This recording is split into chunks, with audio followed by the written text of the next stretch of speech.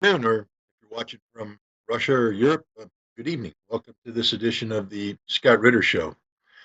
Right now the world is sitting on pins and needles in anticipation of what everybody expects to be a massive Russian offensive um, in Ukraine that could very well lead to the destruction of the Ukrainian military, thereby fulfilling one of the major objectives of Russia in this special military operation, namely the demilitarization of Ukraine.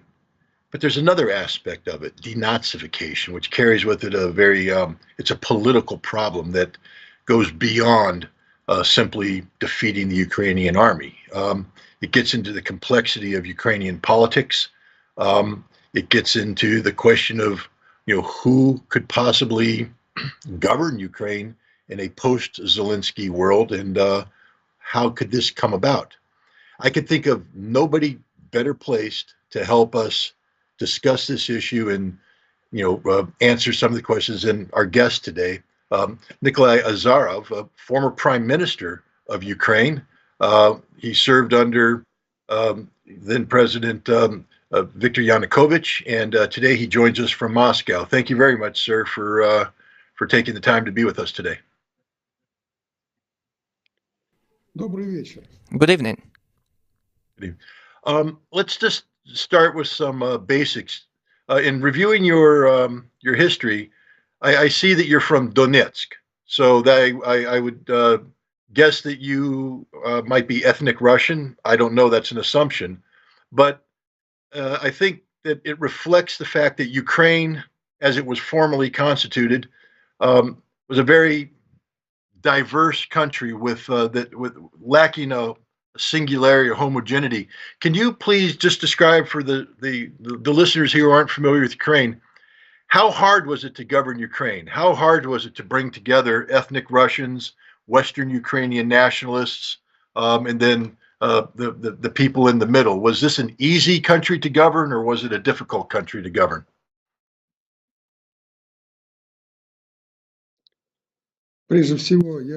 First of all, I'd like to correct you. I lived many years in Donetsk, but originally I come from Russia, from Kaluga city.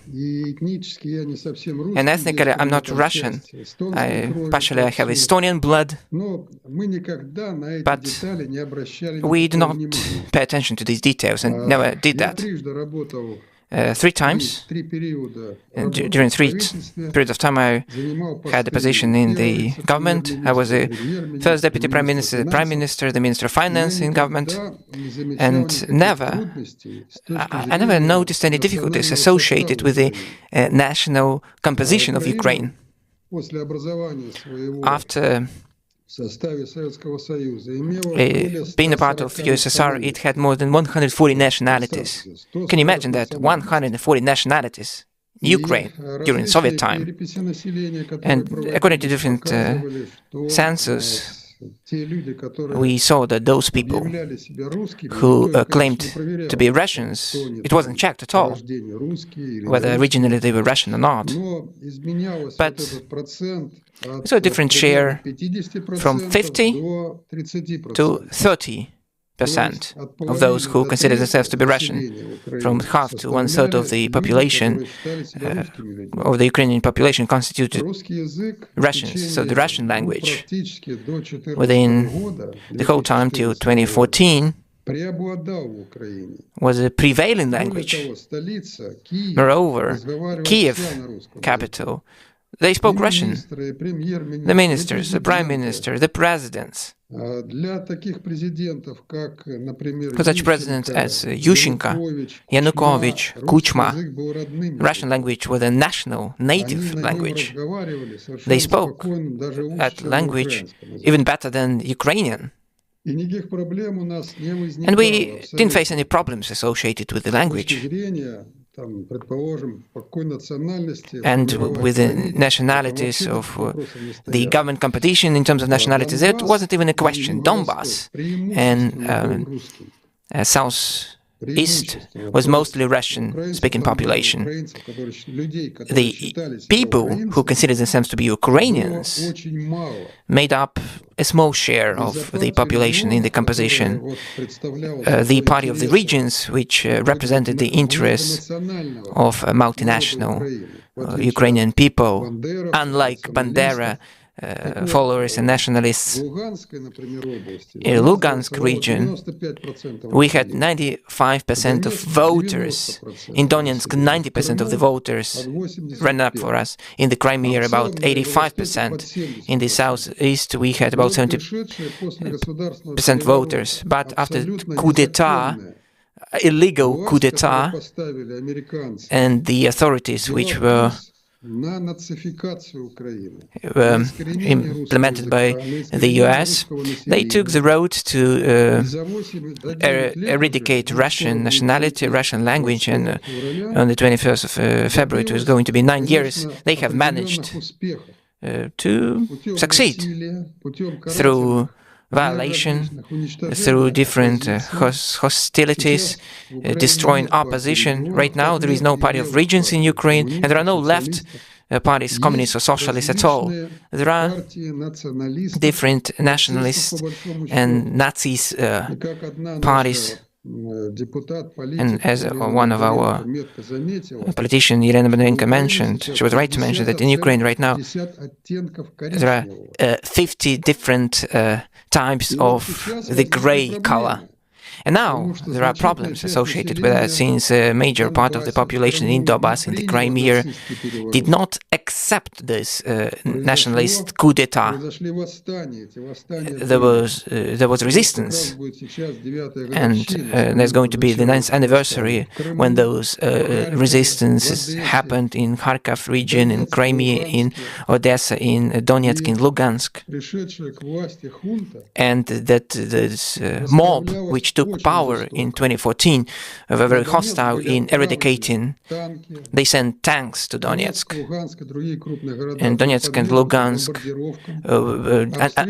underwent different shelling and heavy artillery fire, and the conflict started. In the Crimea, there was no conflict, thanks this hostile conflict, thanks to the intervention of the Russian army, of the Russian troops, which were located there, in Sebastopol mostly, not only actually. And the presence of the Russian army allowed these blood-free changes which happened in the Crimea. In Donbass there were no Russian troops, therefore there was a lot of hostilities. As a Prime Minister, I never segregated our regions by the nationalities, and a lot of attention was paid to the Western Ukraine, since there was a purely developed area of Ukraine, a badly developed area of Ukraine, unlike the southeast of Ukraine, which was the major industrial area for us. The western Ukraine was mostly of agricultural nature, of the settlement type of nature of our area. Therefore, we paid more attention to that region, to developing that region. Whole western Ukraine, the Bandera part of Ukraine, lived on a dotation basis. And the dotations from different budgets just amounted to 50 to 60%. They were not self-sufficient at all. So, our distinguished colleague, that's the problem we faced. If not, but for the coup d'etat, there wouldn't be any national problems in Ukraine. Okay, first of all, thank you very much for that. I think that was invaluable to hear that from you, especially somebody who governed Ukraine, and that's important. But now let's just real briefly fast forward to today. We hear talk about the current government of Volodymyr Zelensky speaking of the need to evict Russians from Ukraine and reunify Ukraine. Given all that you've just said about 2014 and what's transpired since then, is it possible for Ukraine ever again to be governed as it was prior to the coup d'etat? Is it possible for Kiev to have any credibility when it comes to governing the Ukraine, both the current composition and the former composition, Zaporizhia, Kherson, Donetsk, Lugansk? Can you envision any circumstances in which the people that live in these territories could be treated fairly by a Ukrainian government?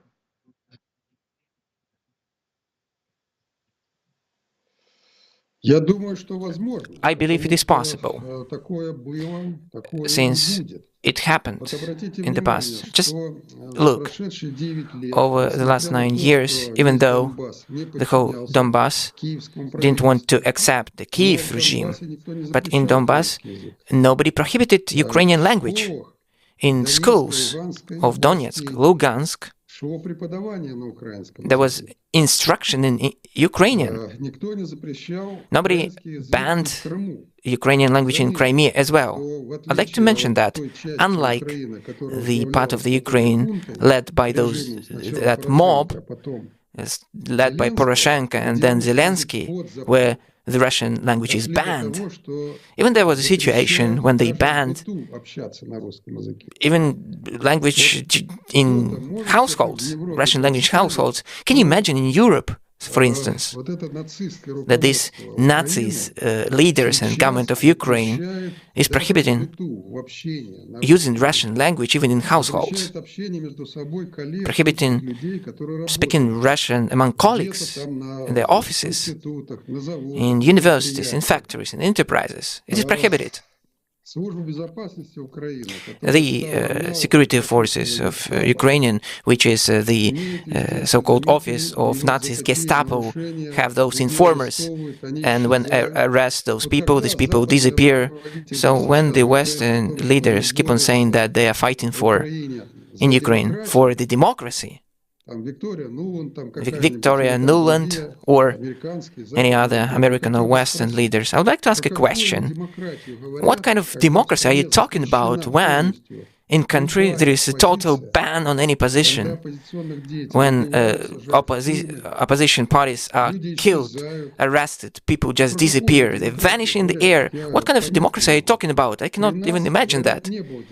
You know, when we were at power, there was not democracy, but all the opposition parties, including nationalists, when worked, and they were free to speak in all the channels, they had their own mass media and so on and so forth.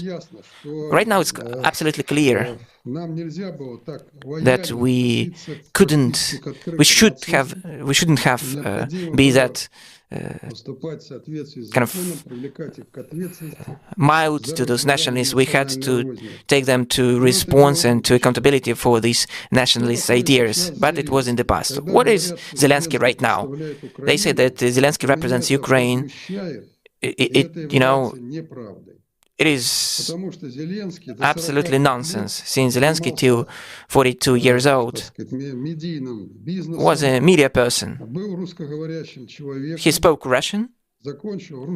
He finished Russian-speaking school, and he didn't know Ukrainian at all.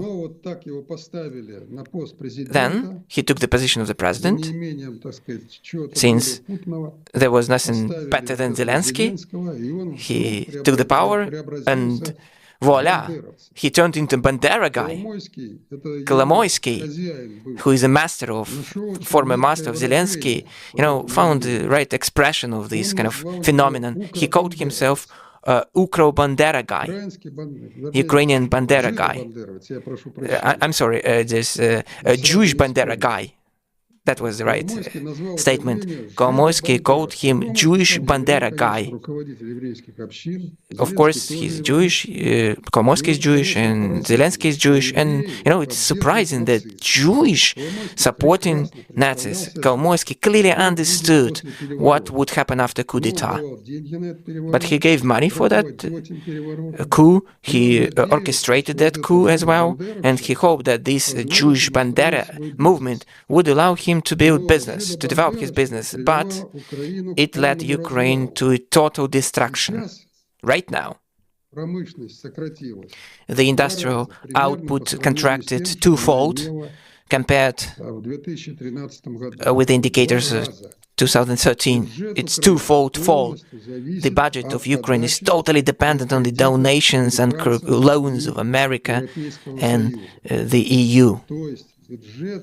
Therefore, the budget by 2/3 and sometimes 3/4 is financed from abroad through direct remittances from the US and the EU. So the American taxpayers actually pay for this regime, which they call Ukrainian. It is not a Ukrainian regime. It is anti-Ukrainian regime, which just do not pay any attention to the Ukrainian people. And Zelensky is kind of a puppet. Just listen to him when he talked during the Munich Security Conference, and he claimed that David, who was fighting with Goliath, this clown who, thanks to the American intelligence and American special forces, leads Ukraine as a kind of a feudal. But he doesn't rule Ukraine at all. He doesn't govern Ukraine. That all the decisions are made in Washington right now. So he sees himself as a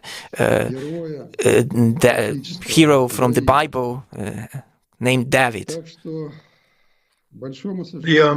Unfortunately, Ukraine, which I dedicate a lot of years, is undergoing a tragedy right now, and this tragedy is estimated at millions of lives, 100,000 victims, and destruction of the economy, of the industrial capacity. And the sobering effect is going to be like Germany lost its war during Nazi's time and Hitler's time.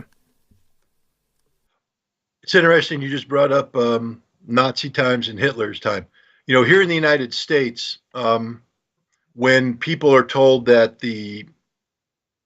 about Stepan Bandera, about Banderism, about their links with the Nazis, and how Zelensky has pretty much subordinated himself to this odious ideology, the pushback is, no, that's an exaggeration. They're just a minority.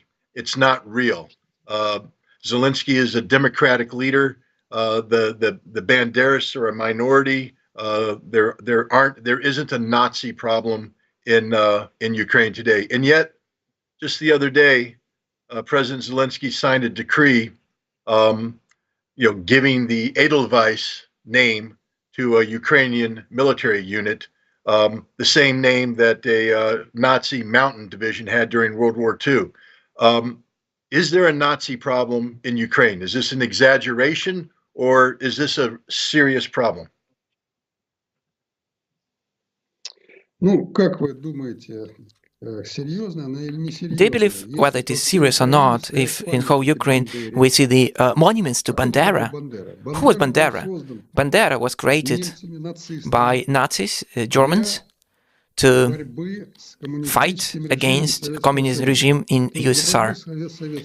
To fight against USSR, actually. Germans provided weapons, they created all the necessary assistance and provided all the means necessary to create the police forces, which helped Germans in the occupied areas. They just executed different hostilities, and those things were conducted by Bandera's followers. Those were the people who were recruited by the Germans, and they executed the dirtiest works. They killed Jewish in Belarus. They burned more than 400 settlements together with the elderly and with the residents. In Belarus, there is Katyn Memorial, named after the settlement of Katyn, which was burned by Bandera's guys under the leadership of the Germans. Even though they were hostile, and Germans tried to avoid participating in the most bloodiest, the most bloody operations, and those were the things executed by Bandera's guys. In Volyn, hostility and massacre in 1943. There were from 150 to 250,000 of just Polish civilians living in the western Ukraine. It used to be a part of Poland before, so there were Polish settlements, Polish villages, and Bandera guys massacred, physically killed the kids, the elderly, the women, the Polish. And the Polish know about that. So, the leader of Banderas, like Bandera himself, Shukhevich, have monuments in Kiev, the capital of Ukraine. There is a alley of Shukhevich, the alley of Hitler's followers. I don't remember exact names, but they were the followers. Right now, there is a total renaming, rebranding, but this is not the point. Even though this Nazi ideology, when the Russians are claimed to be of the second tier, which are to be massacred and killed, this is totally Nazi ideologies. Why are Americans so loyal to Bandera? Since after the end of the Second World War, Soviet Union became the major adversary for the US. That was the start of the Cold War. Therefore, all the Bandera guys, when the Russian troops moved into Germany, they moved to the Western Hemisphere. They were recruited by the English and by the Americans, and they were allowed to freely move to Canada, to the US particularly, and many Bandera followers stayed in Germany. They created a special center in Munich to train new guys, and they used those elements, which should have gone under the trial for their massacres and participation in different bloody operations. They used them to fight against the Soviet Union. And the fight led to this situation that in the western part of Ukraine after 1945, within 7 years, there was still very difficult situations connected with this Bandera followers fighting against the Soviet Union. Around 100,000 of Bandera followers were destroyed in different fights and different operations after the end of the Second World War. They were arrested for the crimes. Around 100,000 of them were arrested, but after the death of Mr. Stalin, they were liberated in 1953 or 54, and then the Americans understood that no guerrilla movements were possible. They just ordered Bandera followers, particularly those who were liberated, to take positions in the authorities of communist parties, to take the leading positions in different agencies and ministries, and there was a so-called creeping infiltration of these enemies of Ukraine in different circles of power. After the war, when there was a revival of the Western Ukraine, Bandera followers killed teachers, doctors, Soviet workers. They prevented the development and revival of the Western Ukraine. They terrorized the civilians. And those people created the foundation for the Americans, of the power of the leaders, which consider Russia to be the enemy state. This Bandera motto was that the major enemy to the independent Ukraine were Jewish, Muscovites, and the communists. He fought against Jewish Russians, which he called Moskalis, and communists. Even if 75% Ukrainians lose their lives, just 25% would be honorable Ukrainians who deserve to live. Isn't it about Nazism? It is the pure Nazism. Right now in Ukraine, we see that the illegitimate government is at power, led by Zelensky, which took power through coup d'etat and different falsified election procedures. The American support, to my deepest regret, have always regarded America as a great country with great civilization, with great science, which could contribute a lot to the peace building, to the development of our planet, but to my deepest regret, today's leaders, American leaders, carrying out the policy of Nazification of Ukraine. And they are conducting the policy of destroying Europe. They have a very destructive position towards Europe. But I'm deeply positive that the people in Ukraine are very talented people who can do a lot to contribute to the development. Thank you for that. Now we're gonna fast forward to the present time.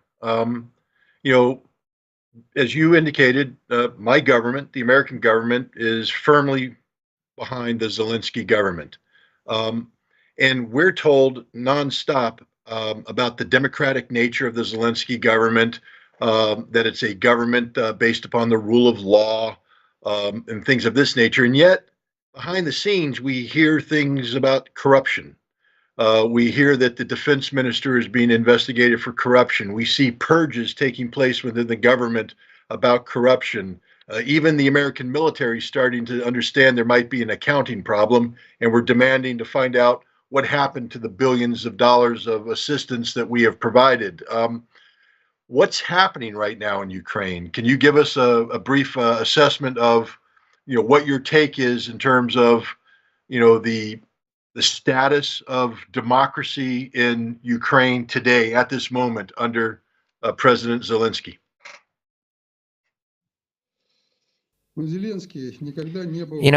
Zelensky has never been a state servant or state official. He became a president just by accident. It was not very good public servant, just considering his education, understanding what laws are, what the constitution is. Can you imagine if any president of the USA could arrest the head of the Supreme Constitutional Court? You don't have Constitutional Court, you have Supreme Court, but can you imagine that the head of this Supreme Court could be arrested by the President of US? By decree, he just prohibits the activity of the head of the Supreme Court. He arrests the head of the Supreme Court. Is it possible in America like that, something like that? I believe in America it's impossible. But for Zelensky, it's not a problem. He just resigns the head of the Constitutional Court. This is the Supreme Court in Ukraine. It isn't working in Ukraine right now. It hasn't been working for 4 years. The justice systems has been destroyed. It is not doesn't exist at all. Since the laws are not followed, the constitution is not followed. So through his decrees, people are deprived of citizenship, not through trial. He just arrests the property. For example, he believes that a person is detrimental to Ukraine. That even was before the beginning of the special military operation. That was even the case. And he imposed sanctions. He arrests accounts, deprive property. Is it possible? Is something like that possible in America or in Europe, for instance? Is something like that possible? That the executive powers, without any court or trial decision, deprive any person of property? I believe it's nonsense, but it happens.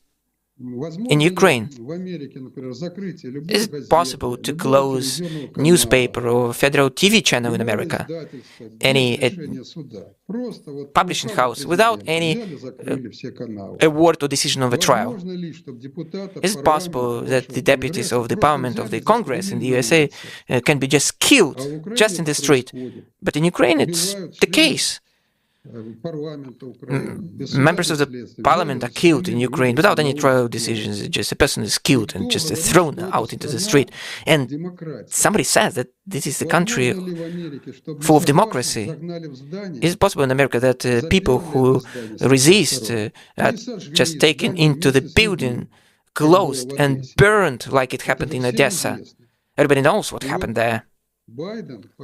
So Biden, shaking the hand of Zelensky, shakes the hand of a person who has his hands in blood, the criminal. If Biden doesn't care about that, I don't understand why American people shouldn't care about that. Since they finance the regime, they provide weapons to this regime, they keep close eyes on the hostilities and crimes against their own people in Ukraine. I'm not sure. In 2013, we had around 45 million of people in Ukraine.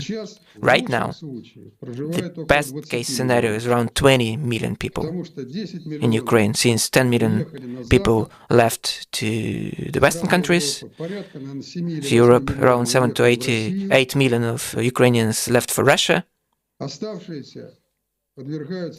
and those 20 million left are just forcibly mobilized. They are killed at the front line. Nobody cares about the people's lives. So when there is a peacetime, who should be responsible for the revival of Ukraine? Zelensky cannot do anything about that. He's not capable of governing the country. He will be capable only of... As for the corruption, I characterize the regime after coup d'etat by 3 words. The regime of deception, because the regime doesn't speak truth to the people. This is a regime of violence, when the major function of all the law enforcement agencies is aimed at just arresting and forcing people into different things against their own people. And the third is corruption. The third word is corruption, since the corruption allows people to make money on war, on whatever. It allows just the mob who surround Zelensky to monetize that, and the corruption has a systematic nature.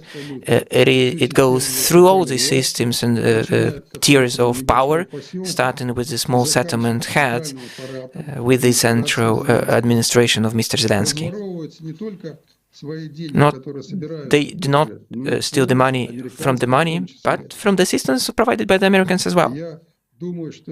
I believe that if the Americans audit the assistance, they will be very, very surprised. They will be shocked. I agree. And I hope we do audit. Now we come to the ultimate question.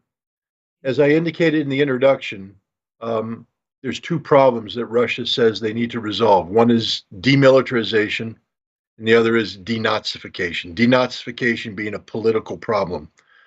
The Russian government has labeled the Zelensky regime a Nazi regime. The implication there is that Zelensky will not be allowed to govern in a post-conflict Ukraine. What is Ukraine going to look like when this war ends? How do you see this political problem being resolved? Who is going to govern Ukraine once Zelensky is removed from power? Are you going to govern? I understand that you are. You have a government in exile. Do you see that being part of the future of Ukraine, or do you see a government coming from inside Ukraine, or some sort of compromise thereof? If you could please give us your prediction of how you see the political problem of denazification being resolved.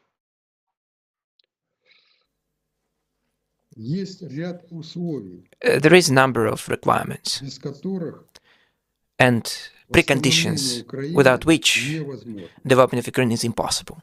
The main precondition is the creation in Ukraine their own Ukrainian government, Ukrainian administration, which objective should be the prosperity of the Ukrainian people, not serving the interests of the Polish, of the Germans, of the Americans, or somebody else,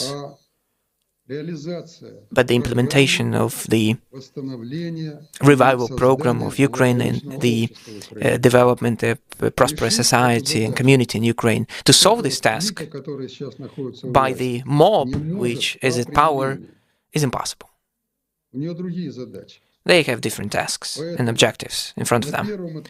Therefore, the first stage, any military conflict ends with peace. When the peace comes, there should be an interim government out of the professionals and specialists who understand what should be done. And the objective of this interim government, or so-called technical government, should boil down to reviving Ukraine and prepare the country for election, for democratic, normal election. Over this 2 or 3 years period of time, there should be denazification of the country. All the people who are responsible for coup d'etats, the crimes against the people, repressions of the people should be tried and should be removed from the political circles of Ukraine. There should be the revival of democracy, real democracy, the freedom of political powers, but for the party of the criminals, the party of Nazis, and those who follow military goals. We see these powers in Ukraine right now. These parties have been destroyed, they have been persecuted, they are under the surface, partially they have been eliminated, but we see those opposing powers. Even among those 20 million people, there 25,000 of people who are real patriots of their country, who do not serve the interests of anybody else from abroad. I'm absolutely positive, and I have seen that in Ukraine there have always been constructive powers. Of course, we have seen a lot of destructive forces, but the constructive and those good forces have always existed. The support of these powers will allow to create new government. I'm too old. I don't want to speak about myself. I can give some advice, I can give some kind of consultancy. I'm not talking about myself as a leader. I'm talking about young people who are yet to live in Ukraine, who are to work in Ukraine, and the children of whom are going to live in Ukraine. Shouldn't trust people whose children are in London or any other countries, who do not love Ukraine, who do not feel concerned about Ukraine. As our politicians in the past said, that the sorrow of Ukraine is that it is led by those people who don't care about Ukraine at all. That's the presidents we had: Zelensky, Poroshenko, Yushchenko, and the others. They talked about their love for Ukraine, but in fact, they destroyed Ukraine. So we need to find people, real patriots, not like saying that they are patriots, but those people who will be into reviving and developing Ukraine. Right now, Ukraine is cannot sustain life of just people. High-tech in production capacities have been destroyed, the science has been destroyed, the culture is turned into kind of mundane culture, the education system has been destroyed. Everything needs to be recreated. It can be done only by people who have enough experience, enough expertise, and the main thing, who are real patriots of Ukraine. Of course, it should be people who clearly understand the importance of the Russian Federation as a neighboring country, who should understand the significance of cooperation between the states, who should realize that Ukraine should be a totally neutral state, friendly to all the neighboring countries. We based all our approaches on that approach, that Ukraine shouldn't be a threat to anyone, and nobody was a threat to Ukraine. There was no country which would have been a threat to Ukraine. I know all the leaders of the countries which were our neighbors. There was no single country which be a threat in terms of territorial integrity. During our time, Russia didn't even think about Crimean joining Russia, Donbass, any other regions of Ukraine, because there were no problems at all to the Russian people in Ukraine. Poland wasn't threat in terms of territorial integrity. So we lived in peace with all the neighboring states, but right now the territorial integrity of Ukraine is undergoing a huge test, since those who took power after coup d'etat started to conduct very aggressive policies.